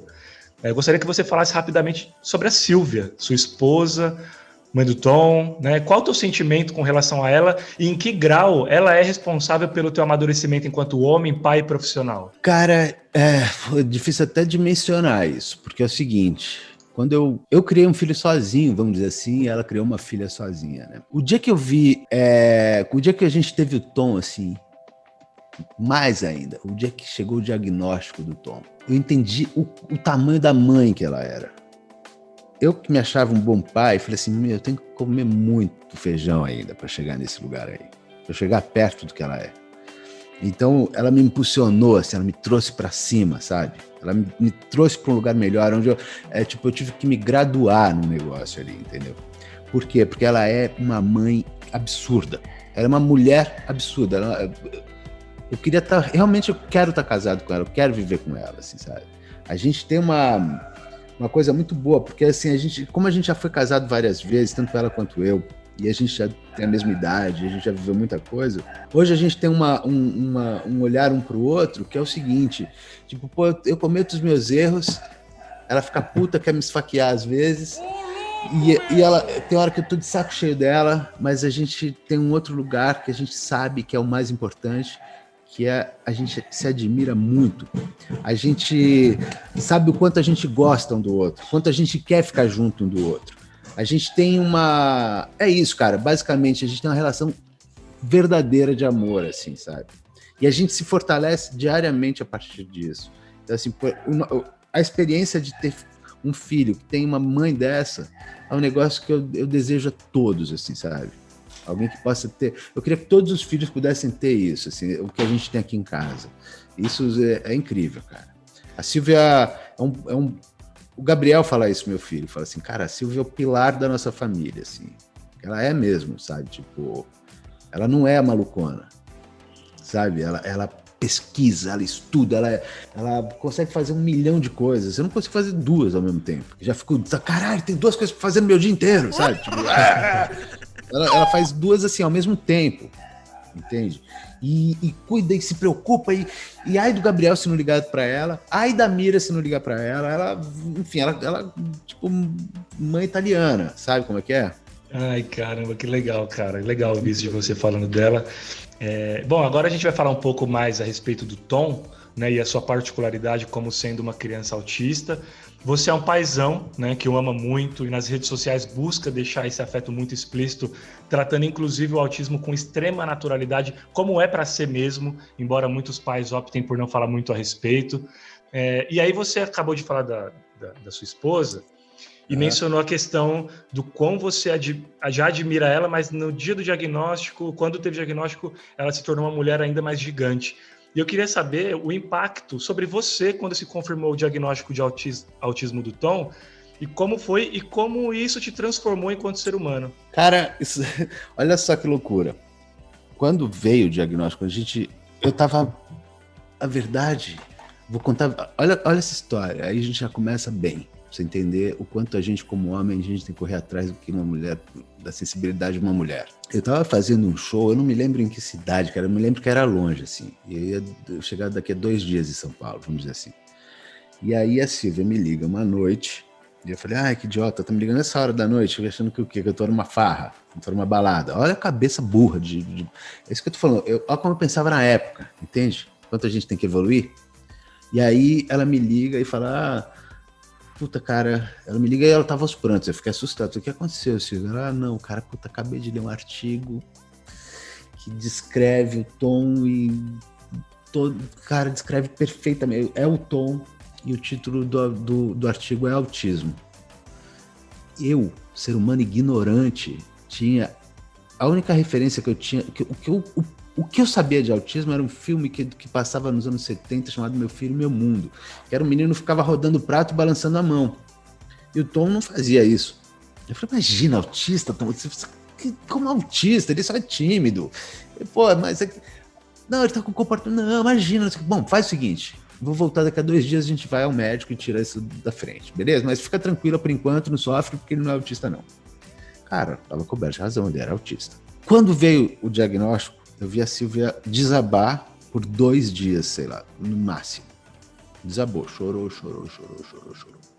Para mim, a primeira reação dela foi essa.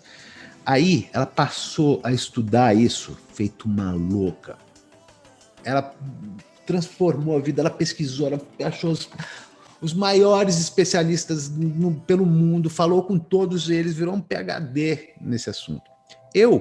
Aí eu falei o lado dela. Agora, respondendo a tua pergunta, como isso impactou em mim? A minha primeira reação foi, você vê agora falando isso, é uma coisa meio masculina, talvez herdada de pais provedores. Eu pensei, a primeira coisa que eu senti foi assim, preciso dar uma segurança, preciso fazer o corre agora. Porque até então vivia lá a vida louca de artista, sabe? Ganha, gasta, vai, vida louca. Naquele momento eu falei, não, cara, agora eu preciso fazer uma grana alta, eu preciso resolver isso, tenho que administrar. Então, olha que maluco, eu não me dei tempo nem de chorar. Só que ao mesmo tempo, eu parecia, não quero ler nada. Porque, puta, nessa hora eu acho que a internet, ela ajuda, mas ela pode te atrapalhar muito. Falei, cara, eu quero descobrir como eu vou me relacionar com meu filho intuitivamente. Eu não quero uma receita do bolo. Como eu vou me relacionar com o autista, eu vou ter que descobrir no caminho, porque eu nunca me relacionei com um, e tem que ser espontâneo, tem que ser natural e tal. Então a gente já imediatamente somou, eu e a Silvia, nesse momento.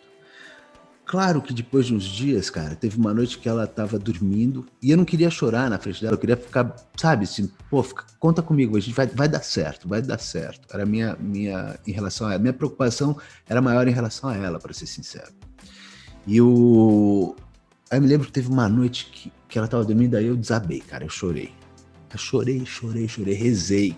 Falei, Deus, se meu filho, se tiver cura, se eu conseguir curar isso, eu prometo tudo, prometo que eu paro de beber, prometo que eu paro de fumar, prometo que eu não vejo pornografia, prometo tudo que você pode prometer para Deus, eu prometi naquele dia. Óbvio, autismo não tem cura, então Deus não deu para cumprir todas as promessas.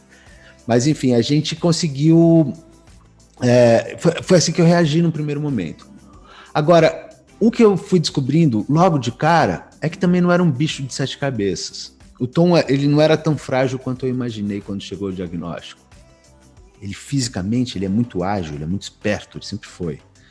Né? E aí, obviamente, a gente, graças às pesquisas da Silvia, cercado por excelentes profissionais que a gente sempre teve, por perto, e que ensinaram a gente a conduzir as questões práticas, né? Por exemplo, tirar a fralda, resolver não sei o que, enfim, cara, tem tanta história sobre isso que é uma loucura. Mas a questão com a escola, que foi muito difícil durante bastante tempo, enfim. Mas como a gente teve muita base, a gente tinha uma intuição bacana, e a gente se fortaleceu, a gente se uniu 10 vezes mais, assim, todos, os filhos, tudo começou a ficar realmente, voltando ao tema anterior, assim, a gente começou a quebrar o gelo a partir do Tom. Mesmo o Gabriel, a Mira e tal, a gente começou a se aproximar em função disso, assim, sabe? Então, cara, a gente acabou virando uma família forte pra caramba, assim, sabe? A gente compra a briga um do outro assim, ó, pá, né? E, então, acho que foi assim que me pegou essa questão do diagnóstico e eu acho que me fortaleceu demais, assim. Me fortaleceu demais como ser humano e acho que eu sou um marido melhor, eu sou um pai melhor em função disso, assim. Com qual idade que foi esse diagnóstico, Godoy? E quais sintomas levaram vocês a procurar ajuda especialista? O Tom tinha 2 anos, cara. Ele tinha 2 anos. E assim, ele, como eu te disse antes, ele era uma criança completamente típica e de repente ele parou, ele começou a se interessar. Tem uma banda de uns amigos meus que eu tocava com vários deles, era uma banda que vários músicos dessa banda tocavam comigo na época, que é o Funk Como Le Gusta. Muito bom, inclusive. Não me lembro, não sei se foi o James quem me deu, enfim, um deles me deu um DVD do funk e esse DVD ficava lá em casa, assim, e tal, e o Tom se apaixonou por aquilo, a gente, que bonitinho, ele adora música, só que ele pegava tudo que ele achasse, tipo uma caneta, sei lá, qualquer coisa, e ele transformava em trompete, e ele ficava na frente do vídeo, ficava louco, porque tinha que colocar o vídeo, tinha que botar o vídeo, e ele ficava tocando, fingindo que estava tocando trompete na ponta dos pés. Isso foi a primeira coisa que começou a ficar uma loucura. E aí, só que a gente, que bacana, ele adora música, é filho de músico, que bonitinho, só que a gente não estava se ligando ali, que ele já estava dando todas as pistas, que hoje a gente, obviamente, só consegue entender, porque a gente, a partir dali, começou a conviver muito com autismo, discutir muito, e, enfim, esse virou um assunto da nossa pauta diária ali, né, e tal, mas assim, ele já demonstrava, assim, aquele comportamento já estava ficando bem claro o que ele tinha. Depois, ele começou a parar de olhar pra gente, ele não olhava mais nos nossos olhos, assim, a gente chegava, até que chegou, aí parou de falar, ele fazia essa aí, cara, parou de falar, começou só com ninini, aí não brincava mais com as outras crianças, até que chegou um ponto que a gente entrava em casa e ele nem virava, nem olhava pra gente, nem, tipo, a gente, oi, Tom, não sei o que, ele continuava olhando para o que ele estivesse fazendo. Então, esse foi o comportamento que ele desenvolveu ali a partir desse momento do espectro e tal. E aí, só que era muito doido, porque a gente não sabia nada sobre isso, cara. Nada. Foi uma leitura de um texto que chamou a atenção da Silvia. Claro, a gente estava vendo que tinha alguma coisa estranha, né? Mas é aquela coisa, quando você convive todos os dias com o teu filho, você não vê que ele está crescendo tanto, né? Você vê, ele tá crescendo, mas você não vê assim, caraca, você passa 3 meses sem ver uma criança, você fala, puta, cresceu pra cacete, né? Verdade. Então, teve um pouco esse efeito, assim, um delay para enxergar esse comportamento dele e tudo mais. E até porque, cara, como eu te disse, eu tenho déficit de atenção e sou disléxico, a gente achava que podia ser isso, a gente achava que podia ser, enfim, timidez, sabe, qualquer coisa, né? Mas, enfim, era autismo, o nome disso, como diria a matéria que a Silvia leu, o artigo, era autismo. E, cara, eu vou dizer uma coisa muito doida aí para quem estiver ouvindo a gente e que talvez esteja passando por esse momento de um diagnóstico e tal. É muito mais relax do que a gente imaginava, cara. É muito mais relax. Claro, dá um trabalho, tem umas coisas difíceis e tal, umas administrações, mas é muito mais relax do que a gente imaginava, cara. Muito mais normal um filho autista do que a gente imaginava que fosse. E você falou dos ouvintes, mas como eu mencionei no início do programa, eu também estou em investigação ainda com relação ao autismo da minha filha. E, cara, por isso que eu posso dizer com todas as letras aqui, o seu depoimento ele é extremamente necessário, extremamente elucidador, não sei nem se essa palavra existe, mas eu acredito que eu me fiz entender, porque é muito bacana quando você falou antes até do diagnóstico oficial, de quando a sua esposa começou a ler a respeito e tal, como você expõe essa sua, vamos chamar de ignorância, não no aspecto pejorativo, mas no aspecto da falta de conhecimento, né? Porque realmente eu acredito que isso seja o que acontece com muita gente, né?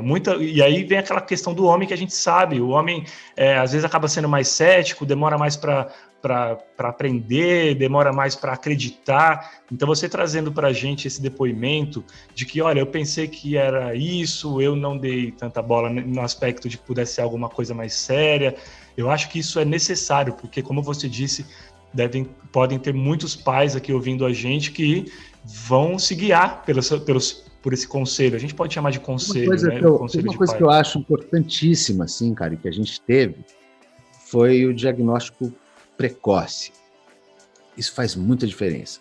E isso foi essa intuição da Silvia possibilitou que isso acontecesse, porque talvez se dependesse de mim, provavelmente ia demorar muito mais para isso acontecer, e a gente não ia sair imediatamente já queimando a largada e cuidando e administrando e conduzindo da forma correta, entende?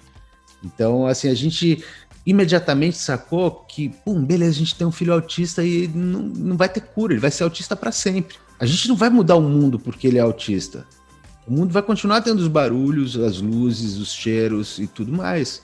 A gente tem que adaptar e desensibilizar ele para essas questões mundanas. A gente não deu muito expediente para ele. A gente trouxe ele para o game, assim. A vida é essa, queridão. Tá? Dá teus pulos, dá teus corres. E ele toma bronca, ele fica de castigo. Tudo isso, cara. Tudo isso. Não tem assim, ele é autista. Não, ele é autista. Ponto. Até porque pra gente, é o que eu tô dizendo, ele não é mais especial do que os outros filhos. Ele é tão especial quanto. Óbvio. Requer um cuidado muito maior, uma atenção redobrada em tudo, né? Mas, acima de tudo, o que a gente tem é um amor gigantesco. E esse amor aí, pronto, acabou, já tá resolvido o caminho, entendeu? Porque aí é o que vai te fazer buscar tudo, né, cara? Você tá entendendo o que a gente já fez com ele. Que a gente já buscou para ele de tentativas e tratamentos e não sei o que e tudo mais, até que a gente entendeu como funciona o Tom, né? E cada um é uma história, né? Cada família tem sua história e tal. Graças a Deus a gente tem um poder de compra, assim, sabe? Também porque a gente investiu muita grana nisso, assim, sabe? Eu transformei a minha vida naquele momento do diagnóstico. O que aconteceu? Eu gravava, um detalhe, assim, né? Antes do diagnóstico do Tom, eu gravava algumas locuções, né, publicitárias. Era um plano B, assim, tipo, eu vivia de música, vivia fazendo show, e de vez em quando pintava um extra, vamos dizer assim, uma grana extra. Vou lá e gravo uma locução. Quando veio o diagnóstico, eu entendi onde a gente estava se metendo, assim, em termos de, para dar o melhor tratamento, para dar o melhor, assim, isso é uma coisa que a gente não economizou na vida, nem a Silvia nem eu. Aí eu falei, cara, tem que fazer um corre agora de grana, de trabalho, de não sei o quê.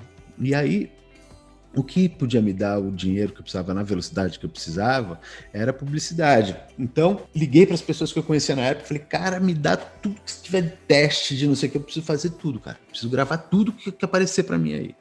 E, vários amigos me ajudaram nesse momento, donos de produtora, né, e tal. E eu passei a gravar a locução, e gravar muita locução, cara. E realmente eu virei um locutor mesmo, assim, muito solicitado até hoje, assim, tal, não sei o quê. E que é a minha maior fonte de renda hoje, né? Muito mais do que a música e tudo mais. A música me paga bem, direitos e tudo, e, enfim. Mas o meu trabalho principal, assim, minha fonte de renda é a publicidade hoje, né? E não só a publicidade que a gente vê na televisão, mas a locução, assim, o trabalho da locução. E a Silvia também, ela tem Então, cara, isso também fez uma diferença, a gente não pode ser hipócrita, entendeu? Porque não é essa coisa assim, que bonitinho, tem um filho autista. Não, cara, custa assim uma grana, cara. E é uma covardia, escroto isso.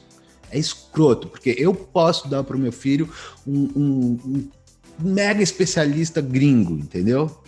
Que vai dar um diagnóstico, vai falar, vai não sei o que, tarará. É muita sacanagem que eu possa isso e outra pessoa não possa, sabe?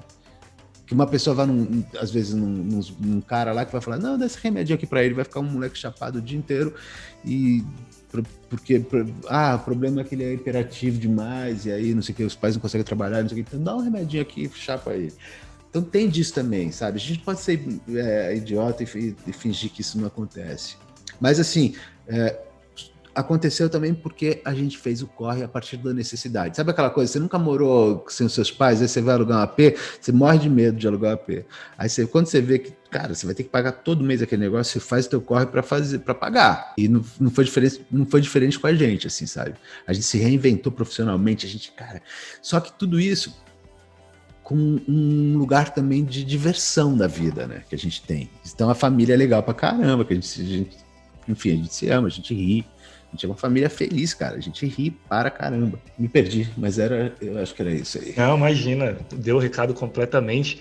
E você até entrou nesse âmbito de, poxa, ele toma bronca, enfim, a gente leva uma vida normal dentro do possível com ele. Então eu acabo deduzindo, e você me corrige se eu estiver errado, que vocês acabam não fazendo esse papel de super proteção até pelo bem dele. Como funciona esse processo de autonomia que vocês dão pro Tom? Cara, ele tem as mesmas... ele é mais arteiro do que os nossos outros 2 filhos. O Gabriel fala assim, cara, você tinha que ter tido ele. Pelo que você foi, você tinha que ter tido ele. Porque ele é realmente arteiro, cara. Ele gosta do mal feito, ele se caga de rir de uma sacanagem. Adora provocar, adora não sei o quê. Ele é tipo... Só que a risada dele é deliciosa, entendeu? Então ele faz uma malandragem, ri. Mas ele toma umas... Não é que é bronquinha, não, cara. Bronca no subgrave. Porra, Tom! Fuja pras planícies, sabe? Tipo isso. Mas ao mesmo tempo, cara, vem aqui, deita no colo, vamos ficar abraçados. A gente vai... Eu tenho a função de levá-lo e buscá-lo na escola, né? É um momento nosso, assim, tipo, sem mais ninguém dentro do carro. Cara, dia grande, tá? Por isso que ele vai na frente. E a gente vai de mão dada, cara. Que legal. E aí ele fala assim, fulano fez... Ele adora falar de cocô, né? E aí, assim, o cocô do não sei o que, eu vou contando, fulano tava andando na rua, e aí deu uma dor de barriga lá, saiu correndo, abaixou a calça, sentou na privada, ele... E, cara, é o nosso momento de, tipo, papo de pai e filho ali, sabe? É a hora do nosso futebol. O Gabriel tá na Espanha, a gente é muito São Paulino, e aí... Tem os jogos, a gente fica comentando, assim, a gente assiste de longe, mas a gente já tá por perto, sabe, cara? É muito legal, meu. Ter família é um negócio legal a beça, cara. Demais, cara. Ô, Godá, quais são as dificuldades que o Tom tem e que você também tem dificuldade em lidar ou auxiliar ele? Cara, eu não acho que ele tem uma dificuldade, assim, tão gritante, assim, de... acho que não tenho, não sei te apontar uma dificuldade assim tão grande, tá? Mas tem algumas questões que eu me preocupo, que vão vir pela frente. Eu acho que vão ser dificuldades difíceis de resolver. Por exemplo, a questão da sexualidade. Óbvio que o Tom é muito sexual. E obviamente a gente colocou os devidos limites, porque, o cara chegava peladão, taradão na sala, se tivesse quem tivesse. Entendeu? E tal, mas assim, é aquela velha história, a gente também não pode mentir que é gostoso mexer no pinto. É gostoso, quando você não tem esse freio, você fala, beleza, cara, descobri um negócio que é uma delícia e, porra, dá uma frisson, eu vou ficar fazendo isso aqui o dia inteiro, cara. É isso que se você não tivesse essa consciência, era isso que você ia fazer. Eu, pelo menos, ia ficar fazendo isso o dia inteiro. E aí o Tom vivia assim, e a gente tem que ensinar, não, Tom, isso aí é no teu quarto, cara, isso aí, então você tem que dar essa direcionar, né? Ensinar mesmo, assim. E muitas vezes tem que repetir isso milhares de vezes, cara. Tem um texto muito bonito que o Carpinejar escreveu para mim. Depois dá uma pesquisada nisso, chama Televisão de Beijo, Fabrício Carpinejar, que ele fala disso, assim, de quão repetitivo você tem que ser com o Tom e quão paciente você tem que ser, entende? Isso é uma questão, mas a questão, assim, eu fico pensando quando ele fala assim, puta, e agora, agora eu quero namorar, cara. Vai ser difícil. Agora eu quero transar. Vai ser o bagulho vai ser louco. E uma vez eu perguntei para um menino, teve uma palestra de um menino autista, assim, super legal e tal. Eu falei, o que é o melhor e o pior do autismo? Eu já fiz essa pergunta 2 vezes. Uma para um grupo de teatro que é o Alt, lá da Oficina dos Menestréis, que é a coisa mais maravilhosa que eu já assisti sobre autismo e eu vi acontecer sobre autismo. Recomendo muito aos pais de autistas e tal que conheçam isso, esse curso de teatro, é um curso de teatro para autistas. Só que assim, cara, é bizarro, é a coisa mais linda do mundo, enfim. E eu perguntei para esse menino autista, eu falei, cara, o que é o melhor e o pior do autismo? Ele falou assim, o melhor é que quando eu preciso eu posso entrar no meu mundo e acabou. E as pessoas me respeitam dentro disso. O pior, sem dúvida alguma, é quando eu tenho vontade de namorar. Eu fiz assim, puta, eu entendo, cara, o que ele tá dizendo. Eu sei que eu vou ter que... Vai chegar esse momento aí com o Tom também. E aí eu não sei como é que vai ser, mas eu acho assim, também não sabia como ia ser por tirar a fralda dele, como ia ser para ensinar ele a escovar os dentes, como ia ser para, sei lá, pra fazer ele andar de bicicleta, como ia ser para não sei o quê. E, cara, ele surpreendeu em tudo, então eu também não tenho um medo gigantesco disso, assim, sabe? Porque eu sei que ele é ponta firme, assim, cara, ele é mó bom. E você comentou desse menino autista que você conversou na companhia de teatro, e ele falou o lado bom e o lado ruim que ele aponta em ser uma criança, uma pessoa com autismo. E o Tom, como que ele percebe ou compreende a condição dele? Eu acho que o Tom, cara, ele percebe que ele é diferente das outras crianças, naturalmente. Mas ele convive com muitas. Cara, não sei te dizer não, sabia? Ele teria que me contar isso, porque olhando assim, ele se vira bem, entendeu? Óbvio que ele tem dificuldades, assim, por exemplo, quando ele quer muito uma pessoa, ele tá com muita saudade de alguém, por exemplo, essa semana teve uma dessa na escola. Era uma professora que ele não via há bastante tempo, ele chegou e ela fez uma surpresa para ele. Ele ficou tão emocionado, tão feliz, que que acontece? Aquilo vira um furacão dentro dele, e ele não consegue. Ao contrário, a gente consegue administrar esse sentimento. Ele não. Para ele é uma explosão nuclear e aí o que ele fez? Ele tapou o ouvido, que é uma coisa nova que ele tem feito. Antes ele tapava... ele tapou os olhos. Antes ele tapava os ouvidos e ficava fazendo barulho para não... Enfim, era o jeito que ele fugia daquela situação. Então eu vejo o quanto é difícil isso para ele, nesse momento, porque não era o que ele queria fazer. Mas então o que eu faço? Eu respeito esse momento dele, esse time dele, dou suporte de segurança para ele, falo, tá tudo bem, cara, pode ficar nessa, não tem problema. Tá aqui, cara, tá tudo certo, pode fechar o olho, você não é obrigado a ficar de olho aberto. Fica tranquilo, mas tô aqui do teu lado, se precisar tô aqui, vou seguro fisicamente, sabe? Toco ele. E aí, vamos pro carro então, relax, Tom, tudo bem. Aí entra no carro e converso naturalmente sobre isso com ele. Mas, puta, cara, que louco, né? Você ficou tão afim de ver que daí você não conseguiu. Você ficou com vergonha, Tom? Aí ele ficou com vergonha. E aí eu vou ajudando ele a entender o sentimento, entende? Basicamente é isso. Cara, como que é a interação dele, Godard, com a interação social dele com as demais crianças? Aliás, a interação social das demais crianças para com ele, assim. De forma geral, você percebe mais segregação ou inclusão? Eu acho mais inclusão, cara. A criança tem um lugar mais relax do que a gente, assim, sabe? Às vezes, por exemplo, os primos dele, ele não convive com tanta gente, ainda mais nessa época de pandemia, né? Mas, cara, ele sempre foi assim, ao shopping, a parque, a não sei o que e tal. Ele é na dele, ele brinca, ele não senta com uma outra criança e brinca. Mas nem com ele mesmo ele senta e brinca. Ele corre, ele vai, ele joga bola, não sei o quê, mas ele interage super bem, cara. Ele não conversa, não é que você vai sentar e falar, me empresta o carrinho, não sei o quê. Ele vai fazer do jeito dele, assim, né? Mas eu acho que as crianças olham pra ele também, mas assim, tipo, porra, tudo bem. O cara malucão ali, meio estranho. Mas se você olhasse o João Gilberto também, você fala, cara, esse João Gilberto é bem louco, né? Mas é o João Gilberto. O Godard, você escreveu a música pra ele, A Chegada, você até comentou um pouco antes aqui, que tem, inclusive, tem um clipe lindo no YouTube, que ainda não viu, corre no YouTube, joga lá Renato Godard, Chegada, o clipe é extremamente emocionante. Eu queria que você falasse pra gente como se desenhou essa canção e o impacto do Tom no seu processo criativo. Não era só Popó, nem pereré, Cacá, era o Tom. Totó. Então, o que eu quis dizer pra ele, porque se você olhar essa letra, é uma letra espelhada, né? A primeira, ela se repete. Mesmo do meu jeito todo errado, tentei arrumar a vida pra você poder chegar. Áridos caminhos percorri para aprender, cuidar das flores antes de você chegar. Só que ela se repete de ângulos diferentes, assim. Uma era a minha expectativa da chegada dele, né? O nome da música e tal. Como eu tava me preparando, né, assim, pra chegada dele.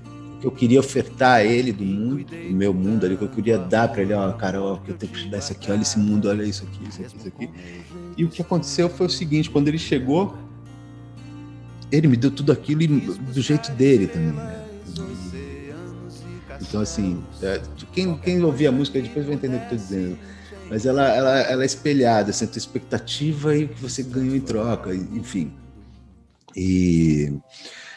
No meu processo criativo, cara, para ser sincero, eu não me dou conta assim, muito disso, não. Eu tenho a sorte de ter escrito já e ter me livrado disso, porque eu adoraria ter escrito músicas para os meus filhos, todos escrevi, para minha mulher. Eu já deixei todas essas contas pagas, assim, as homenagens.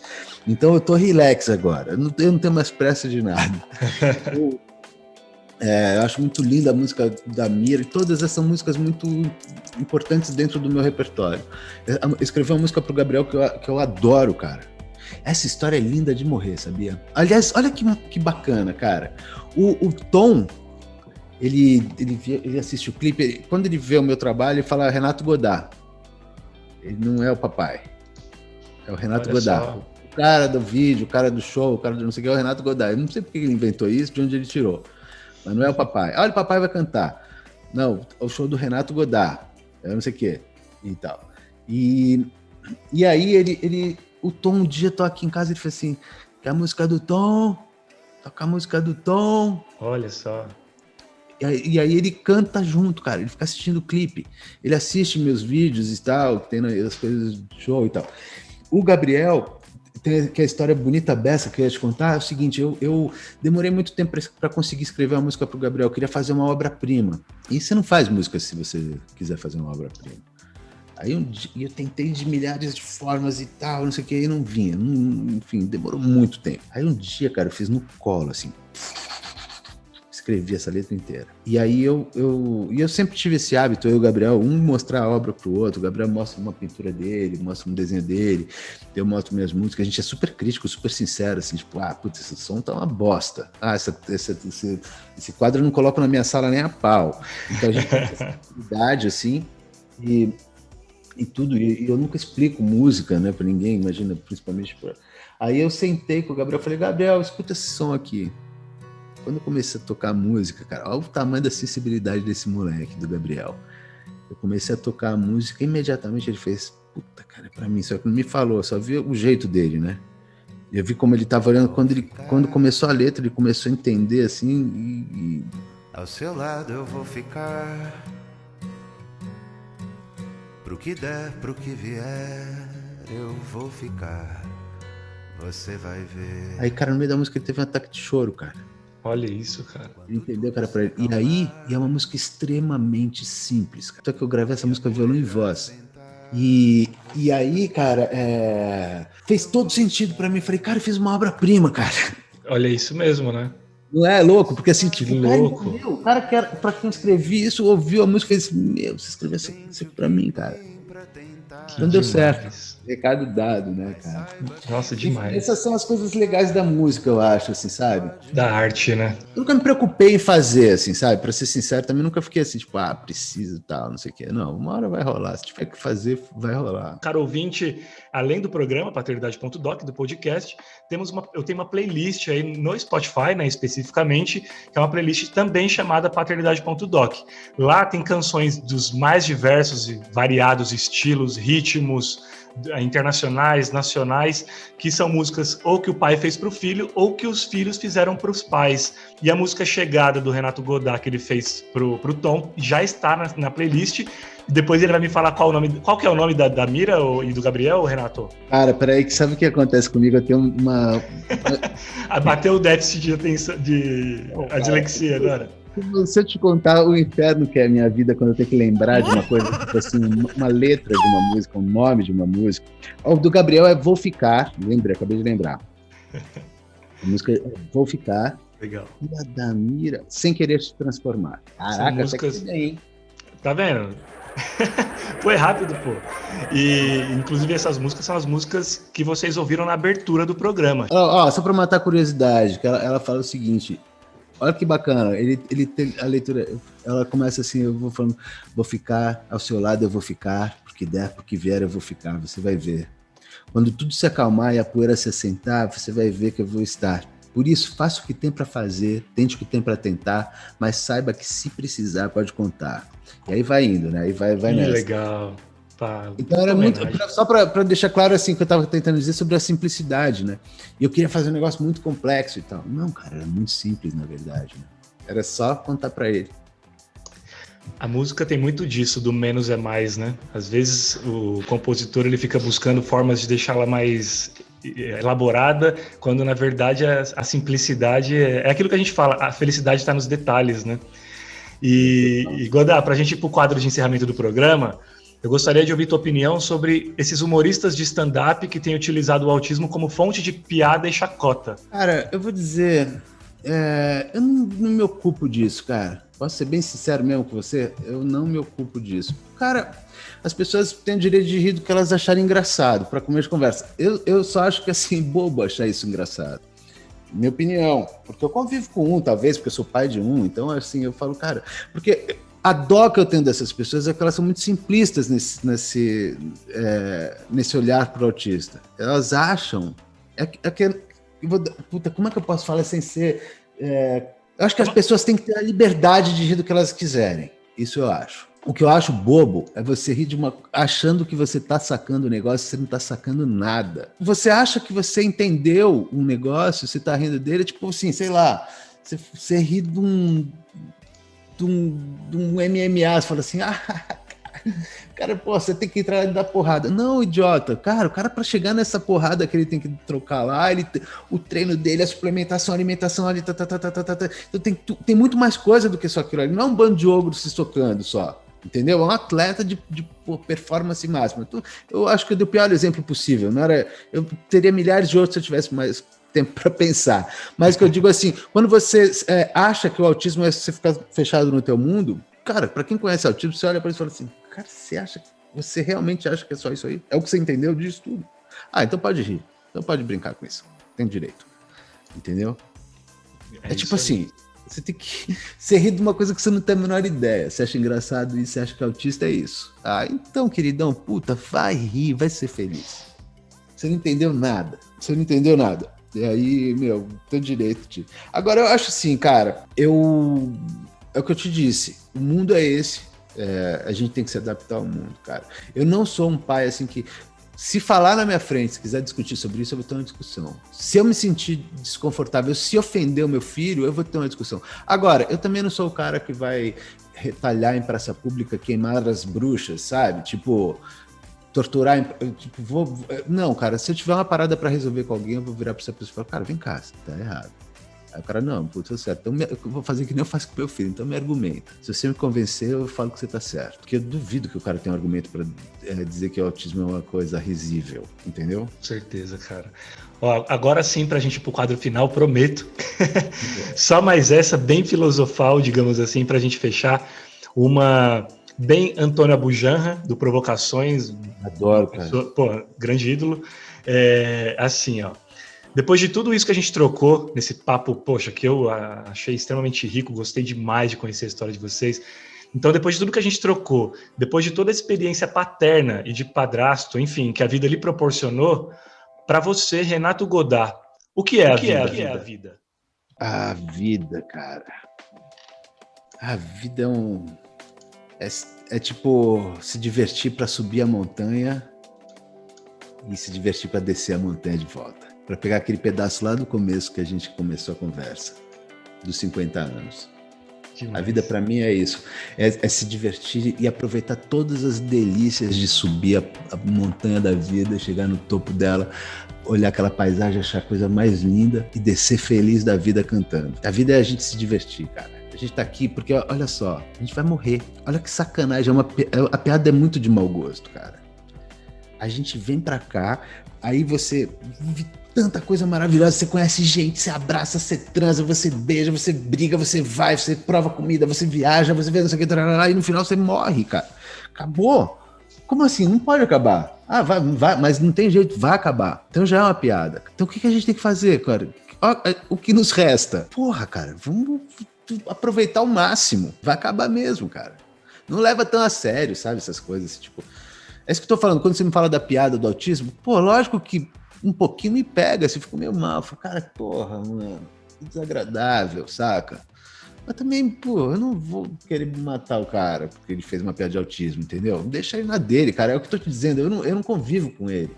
Então, cara, faz a piada aí. Se fizer dentro da minha casa, aí é outra conversa. Aí vai ser deselegante meio, entendeu? Aí você vai ser deselegante comigo. Aí eu vou te falar, e aí, irmão, você tá maluco? Entendeu? Agora, pô, se o cara quer falar o que ele quiser na internet, pô, o problema é dele, cara. Se ele acha engraçado, tem gente que acha engraçado, foi, né? Eu não vou conviver. Eu vou conviver com outro tipo de gente. Eu gosto mais de outro tipo de gente. Minha turma é outra, sabe? Tipo isso. Cara, e você trouxe o aspecto da morte, né, em voga aqui no nosso papo, e agora pode ser que a gente fale um pouco sobre isso. Caros ouvintes, chegamos ao quadro final do podcast e também o momento mais mitológico e aguardado por vocês que nos ouvem e que já estão acostumados com nossa jornada. Aquele instante de reflexão, introspecção e emoção. Hora de botar lenha nela, a cápsula do tempo!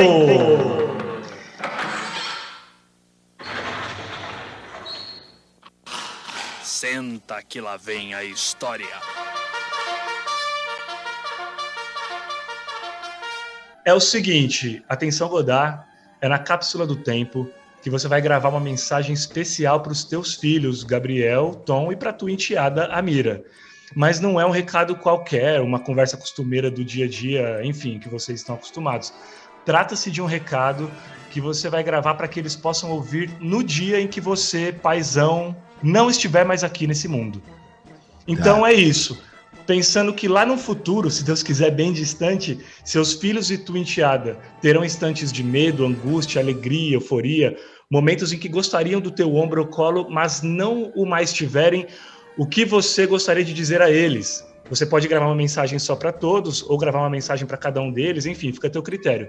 Renato Godard, a palavra é tua, em primeira pessoa, se esqueça de tudo ao redor, valendo. Eu quero que vocês saibam que foi muito divertido, cara.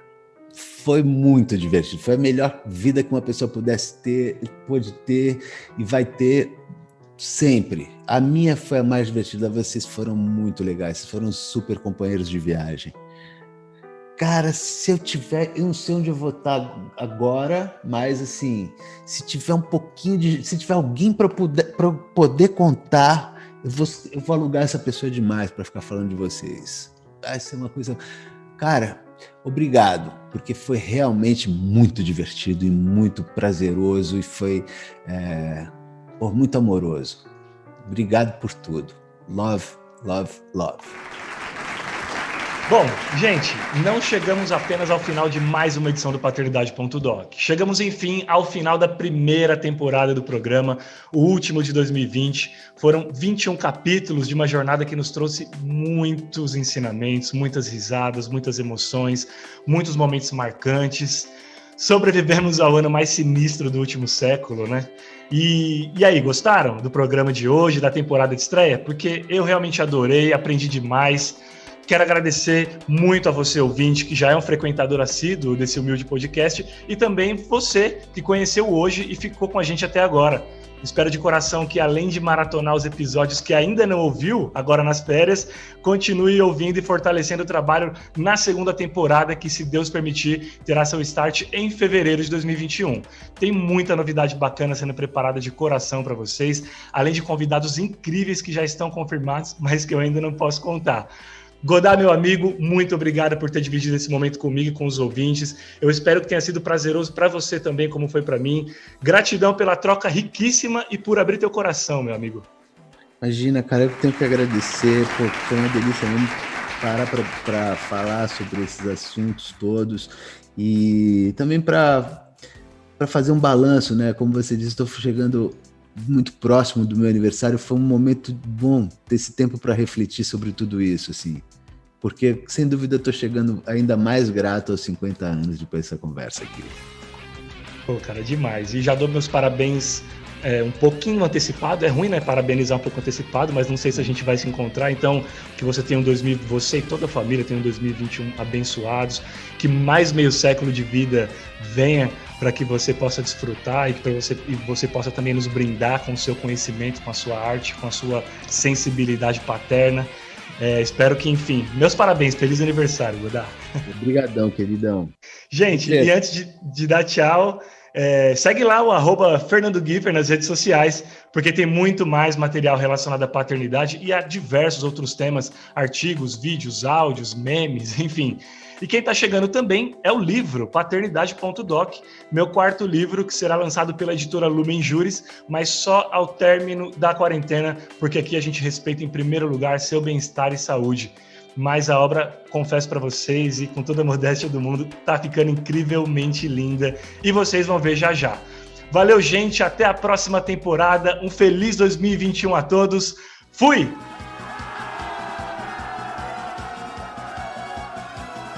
Você ouviu Paternidade.doc com Fernando Giffer.